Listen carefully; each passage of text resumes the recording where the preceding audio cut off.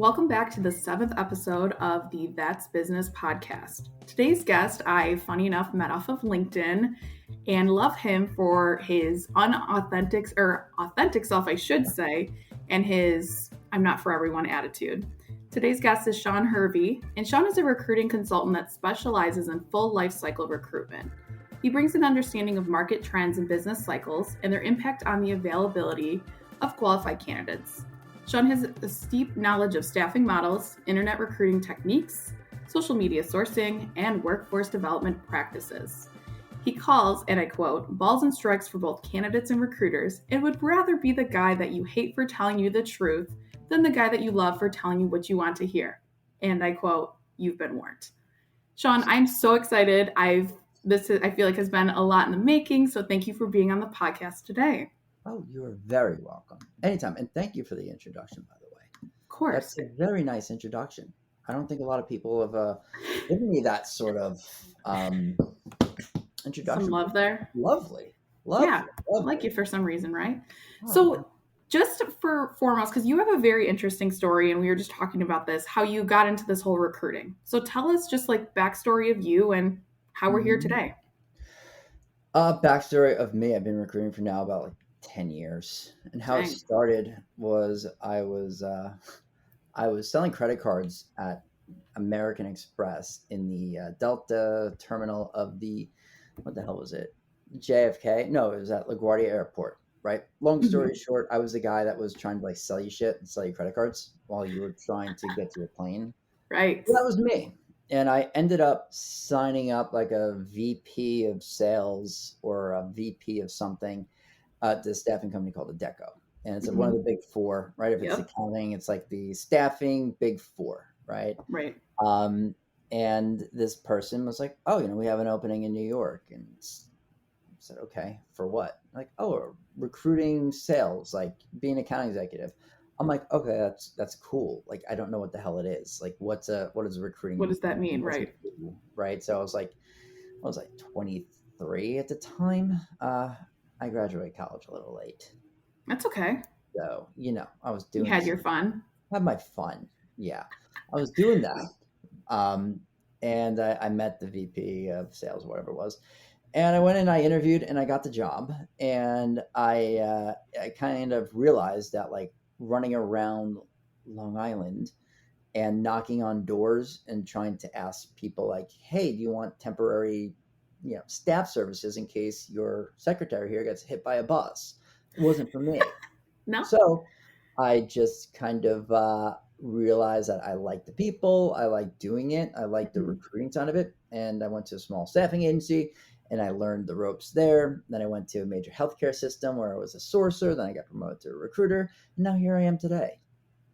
And the difference with you is that you work for yourself, which a lot of people, I mean, first of all, I feel like nobody knows what the hell recruiting is or how it all works. Yeah. But how did you decide to kind of branch off and, yes, do this consulting side of the business, but you also are gainfully employed by these people? Walk us through that. Yeah. So I did the consulting after probably 4 or 5 years where I really developed a niche in like this enterprise SaaS software kind of space. Right. And it was great. It was a really good way to kind of just like be me. I didn't really have to worry too much about inner sort of politics stuff, like none of that. But I did do a couple of in-house stints and, right now I'm currently in a company that I really like, and I'm internal W-2, the whole 9 yards. I think the biggest difference really is just kind of your taxes. That's really it. Like that really is it from a very high level. Right. And just the fact that you don't really have to watch what you do or say, like if you're a consultant and you have your own company, you can do whatever the hell you want. But those are really the only two ways to kind of distinguish the two, if that makes sense, right? You could also go in there as a hired gun, and if you sign contracts for 2 to 3 months, there's a bunch of different ways about it. 5,000 different ways. And then I feel like everyone, at least I'm working with, a lot of people are wanting to get into SaaS, which if you don't know, software as a service. So what are the type of roles you hire for? What are you seeing out there? SaaS software for the most part. Hmm. It's all enterprise sales, marketing, and some account management. Been like dabbling a little bit in product is as technical as I've gone, but engineering is a complete and utter, like you might as well just be talking to me in Japanese. I have no idea. No idea. It's just not for me. It's a My lot. personality does not mesh with Right. most engineers, and that's fine. And they would Hmm. probably say, you know what, like they would be on the other side of the table and they would probably say, I don't mesh with this guy at all. Like I don't like him. He's annoying or whatever the hell they want to say. Like I get it. You are But super annoying. Everyone knows I'm that. super annoying Come on. sometimes. I totally get it. Yeah. I love it. So What's kind of so everyone always is like, wow, you're a recruiter. This is crazy. What is the biggest mistake people make? Like, what is making you say yes to someone and no to someone outside of the obvious qualifications? So when you're thinking about software and SaaS, and I guess in overall when it comes to sales, there are people that they've done it before, right? Like Right. they've established some sort of experience and they've hit numbers and they've hit quotas before. But if we're talking about someone looking to break into SaaS and software, I think the biggest thing that I look for when it comes to like SDR roles, which are like the entry level roles, Right. is just curiosity, Hmm. right? Like I've been on the phone. I probably hired hundreds of these roles, and every single time, the people that I always put through are the people that come off as super annoying on the very first phone call, right? Because they ask a million The questions, question askers, but yes. they're curious, and that's how you're able to get people on the phones, or that's how you're able to kind of like really dig and get to the pain points of what your customer, your prospect is looking for, and it translates really, really well. So, you know, if you don't have that sort of like that background and you want to get into it, a little bit of sales experience and overall general curiosity, and you have to be able to talk to people. You know, Yes. you can't be a mute, right? No? I mean, maybe you can, but you have to do a lot of Zoom meetings. Right. A lot You of know, that. Hmm. but And I love that you bring that up because I get people all the time that kind of stop and they're like, well, I don't want to ask too many questions. I don't want to go into this. I don't want to do that. And I'm like, no, no, no. Like, recruiter, any good recruiter like that's fine. yourself will say it's annoying in your head. You're not going to say it to the candidate, but and that's where I track people too. Back in my recruiting days, was I'm like, okay, if you're not asking me questions, it's kind of a red flag to me. Like, do you give, lack of a better term, do you give a shit about this role? Like, I don't need to hire you. I can hire someone else. Ask the questions, and Yeah. I mean, you have that information too, which we hate people, as we always say. I love it. What's and Yeah. outside of that, maybe this is the less professional side. What is the worst candidate you've dealt with? You don't obviously I don't have to name names, but I love your stories. I live for them. They're so funny. Well, his name was Greg Johnson. We're gonna And tag there's Greg another when I gentleman post this. named Adam Karpiak too. Carpiak. Yeah, two very, very annoying human beings. Yes. Um, disclaimer: they're our friends. Okay, Very funny. okay, all right. Um, the the worst. Oh God, I can give you one just off the top of my head. Um, it was maybe 3 or 4 years ago where the guy literally said to me on the phone, it's like, so what has he kind of curious about the company here? Like, you apply, why are we talking today? And the guy goes like, yeah, I want to work at a really innovative company like Netflix. Okay. Okay, well, this isn't fucking Netflix. Right. What are you doing here? Like, why? It's like, oh, well, I like your innovation too. I'm like, oh, okay. And then he just kept bringing up Netflix in random situations and random like questioning. He kept like it was like an ex-girlfriend, right? Like he Like just bringing up couldn't an get ex. over, Yes. or like the girl Mhm. that he really wanted, but he just could not finagle his way into So making it you're playing like happen. a therapist almost. Yeah, yeah, yeah. That was one. I had someone a couple weeks ago just like um, completely have no idea what it is that the company that I work for now does. Right? Hmm. They're like, "Oh, you're I forgot what he said, like an Uber app, right?" I'm like, "No, Like not even close. Oh, not Like, even like not even close. like Yeah. Mhm. not even like remotely in the ballpark. And I don't fault people, right, on like first conversations. When I go out into the market, I send them a LinkedIn note. If I'm sourcing them and they come back and they say, "Yeah, I'll have a conversation." But when you apply to like an SDR role or something, right, and you don't even know what the company like does, just be in the ballpark, okay? Right. Like the Maybe know ballpark. the mission There, statement, know the product, something. Yeah. right. Just know, like, hey, we're not a car service. We're actually a physical therapy application. Right. It's very, yeah. Not Just that hard. no, no. And I'm not one of these people that has a very insanely warped version of what candidates should be. I'm always Right. looking to get people in front of hiring managers. That's always my goal. Right. Right? It's always the goal. And I know people have a reputation of saying recruiters do this or they don't, they're gatekeepers. No, I want you to do well. I want to put you in front of the hiring managers. I want this rec off of my plate. It's the exact opposite of the reputation that we have, to be completely honest with you. Right. But you got to know what the company does.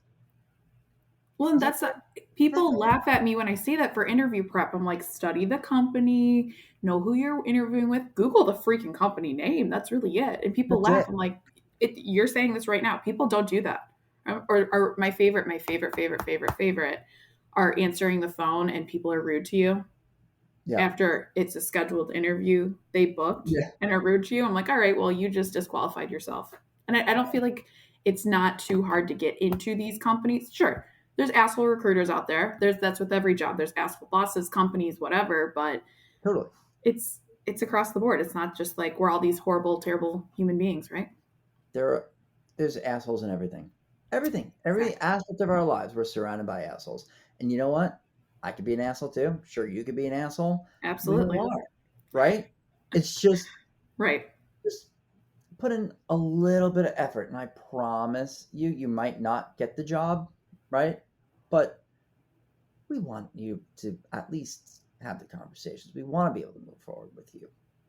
Right. And that's like it's like you said, it's not this disqualifying thing. Like you're getting the offer to interview because we want to hire you. You Yeah, don't want to waste time. Time is money, especially in recruiting. Like if you're people aren't getting hired, you're not making money. So it's true.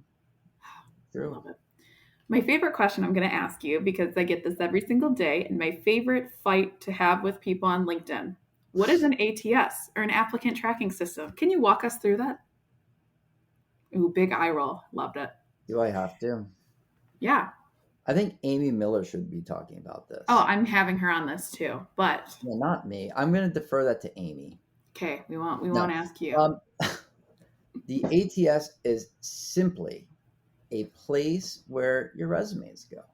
Right. Your resumes are often reviewed by recruiters, and Hmm. sometimes recruiters are not going to be able to state there's no black hole. It's not a black hole. Maybe the resumes, maybe the recruiters are too busy doing some sort of like outbound sourcing, right? Maybe they Right. have candidates from other sort of areas. Maybe they have agencies. It's a matter of just one place, a centralized location where you can kind of just keep all the applicants by job. That's what it is. It's not this monster that just has the ability to kick people out the second you apply based on keywords. If there Hmm. is one platform out there that does that, I would love to see it. Let Maybe me I'm know. just Right. not educated. Maybe I'm not educated on it. And I don't know. And I'm being very serious with you right now. Like Hmm. maybe there's some sort of one that has the ability to do that and reject people instantly. I just haven't seen it. My colleagues uh, Haven't haven't either. seen it. But apparently there are. And I don't like to argue with people anymore. That's not my thing. I have too much shit going on to argue with people. But that's essentially what the ATS is. And yeah, recruiters, it may seem like a black hole sometimes because maybe like we found candidates elsewhere and we just didn't, I guess, email you or let you know, which is on our fault. It is our bad. Mm-hmm. I apologize for anyone that's applied and does not get an email about the process. And then 3.5 months later, once the rec is filled, then you get an email letting you know that it's filled. And you're just like, well, I never goddamn interviewed in the first place. So why are you even sending me the email? I get it. It's frustrating. For I sure. apologize. But for some roles, you get people don't realize you get hundreds of applications. Like when I hired for Yeah. contractors for Google and Microsoft, we would get hundreds of Oh, applications. You know God. how much time it takes? Yeah. Right. And it's never a you thing, or people don't even follow up. I don't know if you're still seeing this, but you could Yeah. follow up. Like emails are out there, contact information to companies, and I love a good follow up. I don't know about you if that matters in your efforts with how someone, if you decide if someone's going to move forward or not. But I loved when people follow up, and I still love that when people follow up when I hire for my company. Yeah. Yeah. Listen, follow up, especially in the realm that I normally hire for, like go to market sales, marketing. It's just like you got to be able to get attention. You got to be able to kind of find stuff, right? If you're in marketing, and let's say you do field marketing or any sort of campaign management, you got to be able to Mm-hmm. find email addresses and all that good Right. stuff. But yeah, follow ups are always good in my book. But Agreed. I love it. Now, as we all see in the news, the whole like great resignation, everyone's quitting their jobs and everything. So I want your take on what has been happening in this market in recent times. this is the most insane market that I've ever seen. And a lot of people that have been doing this a lot longer than me have said or echoed very similar sentiments, Yep. right? Because what you have is this crazy demand for growth, right? In 2020, when the pandemic happened, everything shut down. Right. Companies completely cut. Part of me also thinks there was a lot of trimming the fat in the pandemic world, right? Oh, 100%. Um, and to all the people that were affected by that, it's fucking terrible, and I'm sorry. But this market now is really insane. And what I've been seeing in software was when it first happened, companies were doing things to keep the lights on, right? Right. It Mm-hmm. was product, tech, engineering, that sort of hiring where it didn't really skip a beat. But now in the aftermath of that in 2022 and 21, it's all back to growth, Right. right? All back to growth. So go to market, sales, recruiters. Recruiters were the first ones affected. I was affected. My entire Yep. team. My last role before I started doing contract work with a couple other companies, but around like 2020 when it first happened in like March, yeah, Mm-hmm. my entire org we were just cut. We were just cut. My Just God. Right. later, goodbye. We're not hiring any sales for the foreseeable next year. Okay. And you're not an engineering recruiter. And I wouldn't have expected them to keep me on anyway. So it's totally fine and kind of happy I ended up out of that place. But story for another That's day. good. And yeah, what's happening now? Everyone's going back to market and growth and revenue, which is going to change again drastically in the coming weeks with everything that's going to war right now. Mm-hmm. But yeah, I'm not going to talk about Ukraine and stuff like that. So it's just a very insane market for sales, for recruiters, and even still, tech tech recruiters. It's hiring on all cylinders, and we're back to Right. growth mode. I I love just it. went on like a number of like tangents there, so sorry about that. Hey, that's why you're going to have your own podcast where you can have all your tangents and you'll have your whole following for that. We love it. Yeah. Now, I one thing people are scared to do is negotiate salary, and the problem that the recruiter is going to rescind the offer, I'm going to get automatically denied. Do you ever just if someone questions salary or is like, "Hey, I want 5 grand more," or whatever, do you automatically just like rip the offer out from underneath them? If I did that, if any recruiter did that, do you know how freaking ludicrous that is? And that sounds. Thank you. It's it's lunacy. Right. We're in the hottest market that talent has probably ever Ever. seen. Yep. Okay. Now, negotiations are said it's something that you do. It's like waking up in the morning, it's like just your very basic part of an interview process. It's the first. It's a no brainer, right? And if companies were just that's not only that stingy, but if you weren't open to having conversations about it, nobody would hire anybody, right? You Right. have to be able to negotiate in this world. Hmm. If you're not trying to negotiate, to me, that's a red flag. Because Say that one more time. If you're not if trying to you're not negotiate. trying to negotiate, it's a goddamn red flag. Thank you. No, It just is because you're just like, oh well, okay, that's fine. right. Yeah, that's fine. It depends on the offer. It depends on a billion different Absolutely. factors. For So sure. these people listening, do not put words in my damn mouth. Okay, a million things that have to happen, Yes. but as a general rule of thumb, you have to try to get what you're worth. You have to go for it.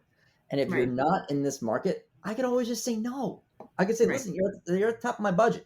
I've already gone 15K over what I am Right. just to open up the conversations. Ask.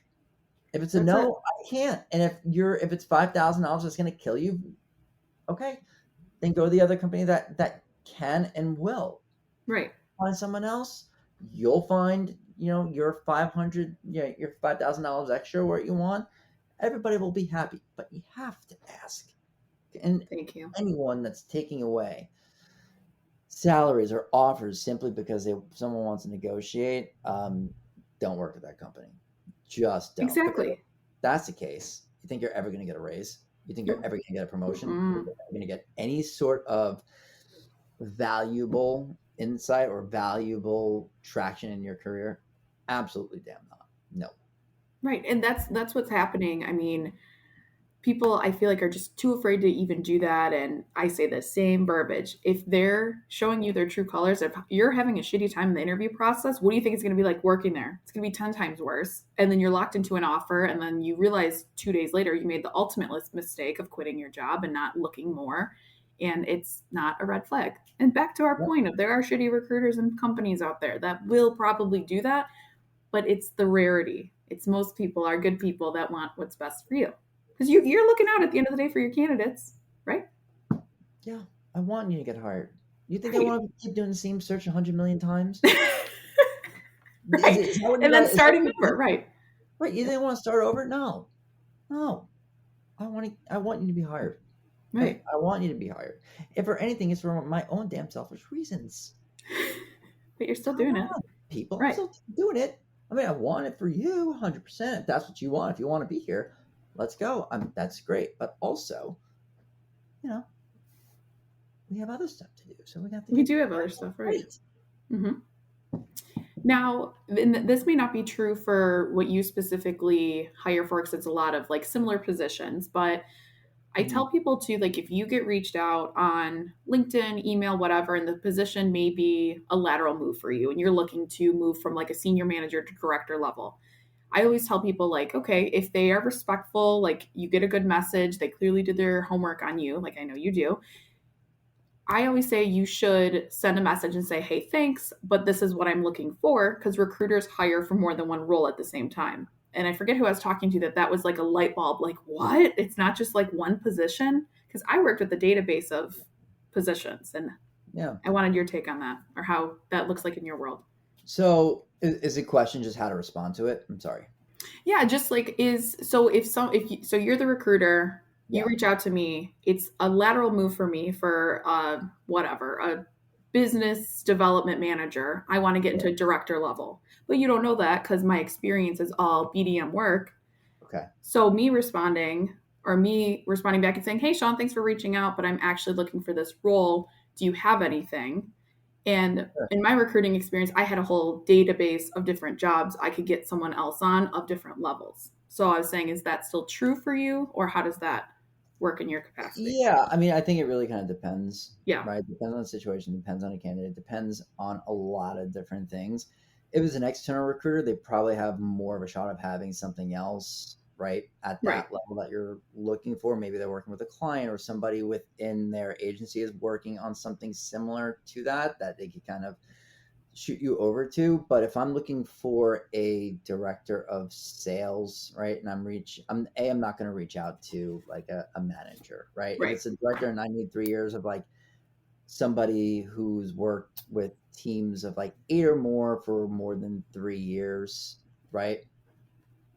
I'm not going to be reaching out to them for that, for a lower level role. Right. But if I do, I probably was not doing as good of work on my end as I should have been. Mm-hmm. And unfortunately, like, unless you're stellar or unless the person's coming from a competitor who's been in that role in like some sort of leadership role for like 7 to 8 years or something like that and might be willing to take the next step, and we hop on the horn and we connect and I think that you're great. Yeah, I mean, I could go and I could try to do what I can to get in front of leadership, but unfortunately at a lot of these SaaS companies, it's just kind of like, okay, this is what we want, this is what we want.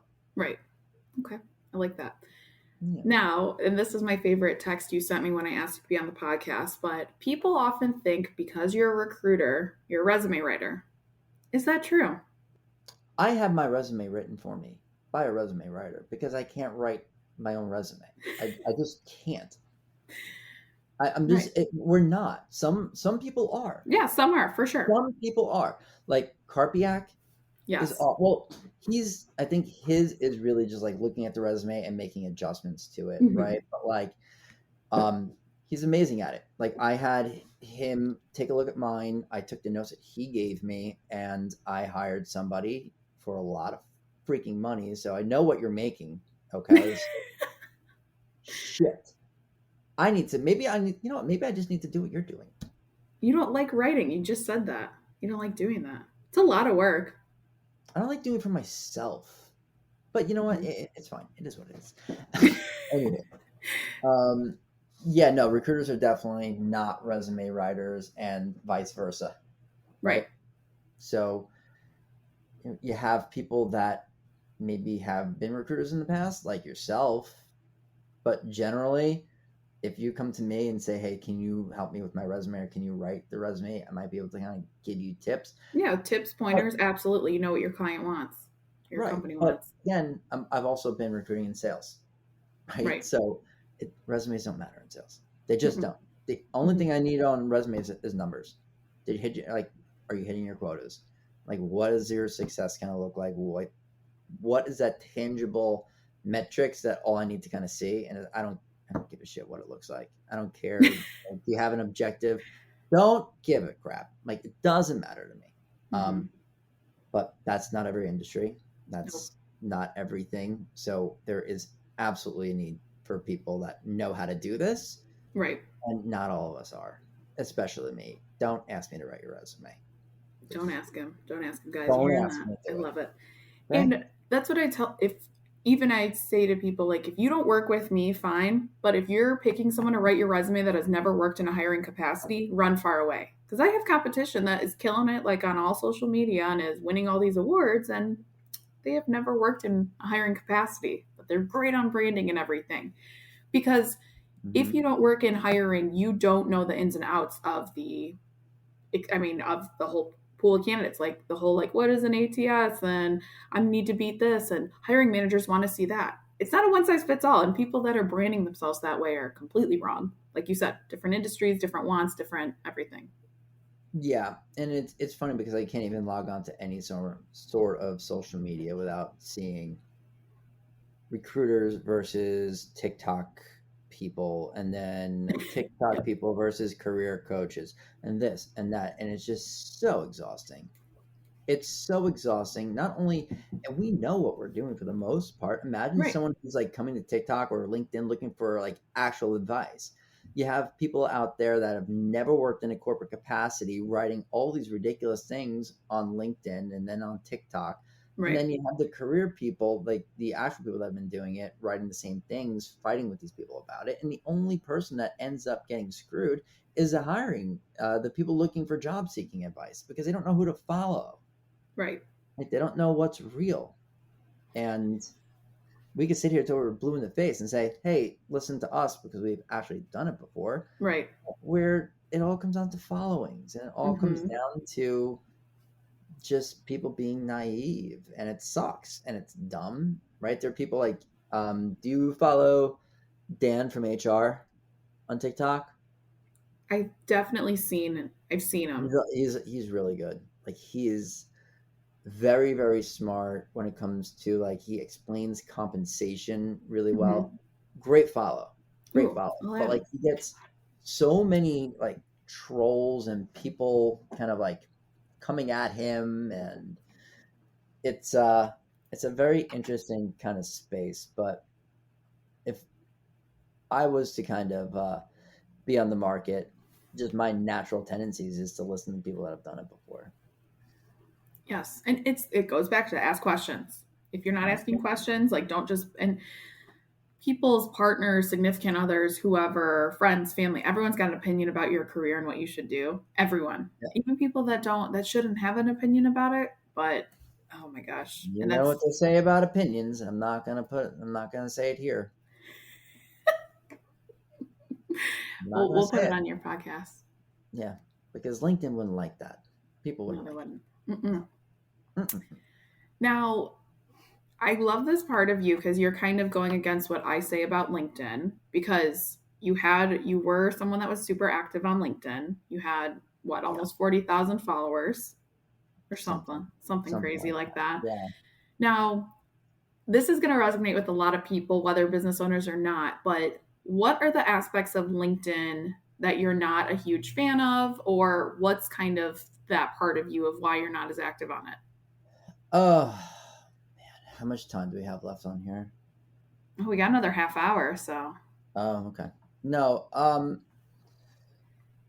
I think what it came down to for me was just kind of like realizing that it's all just kind of like smoke and mirrors, because there's so Mhm. many different ways to manipulate the algorithm, Right. and people don't really like LinkedIn is a place where it claims to be about business, Hmm.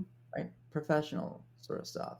And I'm not about to go on like, this isn't a Facebook rant, or it's not Instagram. Or I'm not going on like, oh my god, this is turning into who no, Right. no. Good. What LinkedIn claims and what they promote with their algorithms are two completely and utterly different things, Hmm. right? Let's say I post something like, hey guys, I'm looking for a recruiter. Okay. No one's going to give a shit. But if you post about your French toast in the morning and you have a pretty big following and you're like in an engagement pod or something like that, that's Hmm. what's going to kind of go and flow and just get the most engagement and visibility. So it's kind of like this insane sort of like inauthentic kind of platform, if that makes sense, Sure. right? It Right. just kind of goes against everything that they claim to be. And I was able to like really just figure out how to manipulate that for a long time, Hmm. right? And just post stuff and just be super sarcastic and understand the right buttons to press with people, especially when it came to recruiting, and how many conversations I would start where you would have people that are either love what you're saying or they hate what you're saying. And there's Right. no in between Mm-mm. about it, right? And it's about starting conversations and having people engage with you. And it's very easy to manipulate that sort of stuff, but you have to be willing and able to kind of know how to press those buttons. And I just kind of got tired of it. It became more of like a dopamine hit, and everyone says that, like, hey, yeah, dopamine is dopamine, but it's fucking true, Right. because you wouldn't be posting, or you wouldn't be putting yourself out there if it wasn't, right? Right. So I admit it. Like, I would say dumb things. The only thing I do miss though is like making those sketches and making like, I would do a lot of satirical stuff where I Yes. would, So push funny. buttons and like make fun of a lot of influencers and people that take themselves way too seriously. Right. That's the aspect that I miss about it, because it was just all in good fun. But like Hmm. sitting up there and trying to like think about ways to get engagement and how to, you know, hack the algorithm on a daily basis. It all just became so stupid. And then I had that crazy incident happen that I told you about. And Yes. yeah, I don't know. This is probably not the place to say that. So No, I mean, it's valid to, if you feel comfortable talking about it, because I think it is yeah, with how like much is out there. And I think it goes with any, I mean, we'll get into your story next, but it's yeah. with any social media too of like, you put yourself out there to fix this algorithm. It's 1000% true. I mean, I agree with that. And these people Yeah, out there that I won't name names, that are very big influencers that I absolutely hate, but yeah, it's all this like, oh, okay, great. You're telling people up and quit their jobs, but you were handed a silver spoon and you just had to take it and run with it. Like you and I are not the same when I work 3 jobs to make this business happen. So there's I hate those, but it's the worst. And it's like you said, it's setting a precedent of for people irresponsibly sometimes, mhm. right? To go out and follow their dreams, Oh, but for sure. also, Gary Vee telling me or telling, trying to get me to quit the 9 to 5 and go, That's who I grow was talking about. potatoes in my backyard, and then, just sell them on the side of the street if that's my dream and I should do it. And not like, oh, you're 36, you have so much goddamn time. You have so much time to do it. It's like, No. no, Gary, no. I have a house. I have a house. And you know what my wife would say to me if I said, hey, babe, listen, we're going to grow potatoes. That's what we're going to do. We're going to grow potatoes and we're going to move to Iowa and we're going to sell them on the highway because that's what I Yeah, want to do. sure. She'd kill me. Like she would legit, like, not, no, I'm not even joking. It would be, I know. I disappear. I would become a roadblock or what is it? A bump in the road. Bump in the road. Yep. Yeah. You don't mess with Italians. And I know you know that. I do know that. Right. Yeah. I'll No, end up I in agree. cement. Hmm. Well, and But I think it's, it's different too, where I don't know. I follow Adam, I follow you, I follow Greg. I mean, Adam's one of my favorite humans on LinkedIn, but that's who my newsfeed is all sarcastic assholes like you and I, yourself included. yeah. And it's just like the recruiting process is broken and this is why, and get off your high horse. And I miss you going after people and these influencers of just like being like, why are you so stupid? And just correcting them. I do miss those. I'd like you to bring those back, but Yeah. Yeah. Maybe you have to make up a different profile for yeah. that. You should though. I like it. You should. Might be a good idea. Right. Okay. Now, what would you say would be, how do people find out? I get this question and it's kind of hard for me to answer for people, but it's like how do you find like a good slash bad recruiter? And my advice is like ask questions, but what can Yeah, you you say don't about it? know. Come on. You Like, don't know. There's no right, that's what I people are said. gonna tell you, people are gonna sit there like, some of these recruiters, like especially the old school ones, are gonna be like, well, if they didn't do this, and they reached out to you on a Tuesday at 4 o'clock in the afternoon. Clearly that means that they don't take their job seriously. You cannot tell. You can't tell. Right. Well, why would you be able to tell me someone, please, job search experts, recruiters, sit here and please tell me, other than maybe they have like a ton of people that have like recommended them on LinkedIn, or maybe Mhm. they have worked with someone before and they were recommended to that person, so they know that they're good, right? Like, other than like those sorts of situations, I mean, when you're getting approached by somebody, you don't know. Like, there are ways to tell, like, once you're in the process with them, if Right. obviously if they're ghosting you, you can't touch them. They don't give you like their cell phone information. They're just shady as shit. They're ignoring Shady as you, shit. and Hmm. yeah, you could tell at that point.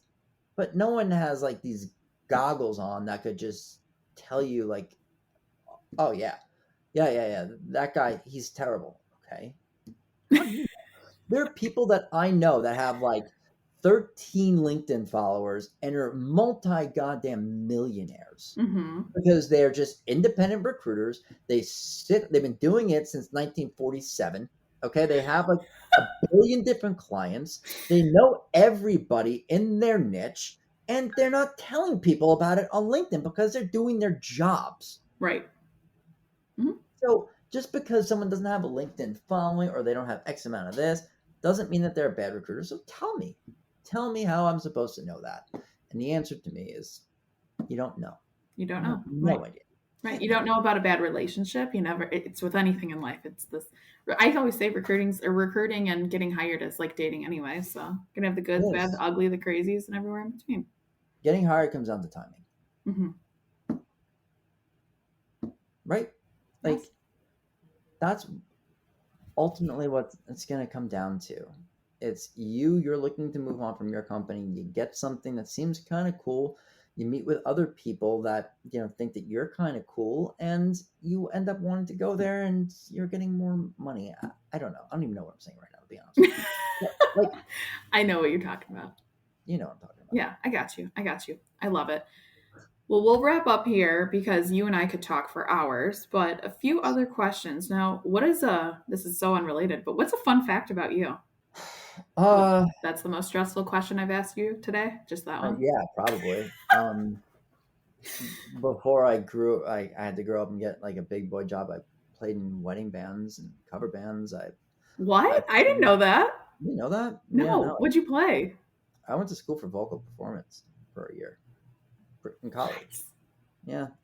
Then I blew out my vocal cords, had nodules, lost like an octave and a half of my vocal range. And how does one blow out their vocal cord? Just using too much?